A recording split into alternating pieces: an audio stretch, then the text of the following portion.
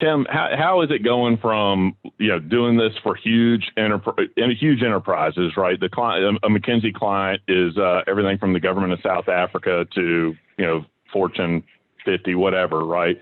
To a small outfit. How much of that translates? How do you try to build? Do you try to build too much process, more process than you really need now, just so it scales later? Tell us a little bit about that. Yeah, I think what you're doing is the same thing, regardless if the company is a $30 billion company or a $0 revenue company, right? I mean, you're trying to build a process that works and put, any amount of tool around it you can that is quick, efficient, gives transparency, can allow you to quickly see performance to metrics like SLAs, and then as much as possible reduces the human element to improve the quality, the first pass quality yield of stuff going through the process. All of your design criteria is the same stuff, so what you do is the same thing. Now, is the actual solution a lot bigger, in some places and others? Absolutely. Now, but just because you're a gigantic company doesn't mean that every process that you need built is super big and complex as well. I'll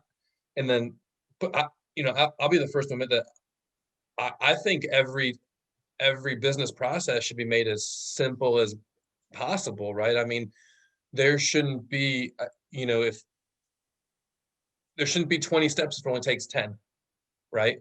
There shouldn't be 6 different forks for different different paths depending on, different exceptions if there only needs to be 2, right? And if you can, and that's what I think happens a lot of times. You start with, oh, well, there's these 83 different pathways that these things need to be able to take because all these different special cases and exceptions. And my argument to a company at that point in time is, well, if that's the case, have you maybe gotten so big that maybe you need to stop doing things in 60 of these paths, right?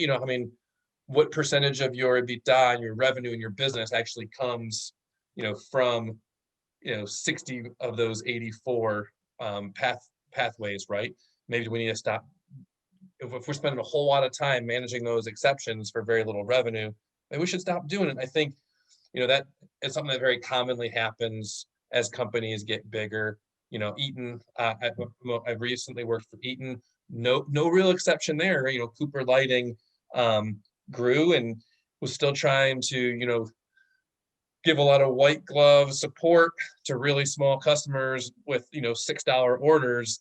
And, when you've got a team of 6 customer service reps, you can't be spending, 6 FTEs chasing $6 orders and, risking 5-digit, 6-digit orders, right? So I think I digress here a little bit, but I think that's a piece of it, right? Again, but it's all the same thing. We're trying to simplify it. So when I'm at the small company building their processes, right, you want to build it as simple as possible, and you want to have some amount of growth built into it, right? Like, hey, if we grow, we want this to be able to, you want the tool to be able to support kind of your organic growth, but maybe not necessarily your process growth, because a lot of times your process probably doesn't grow the way that you think it's going to grow.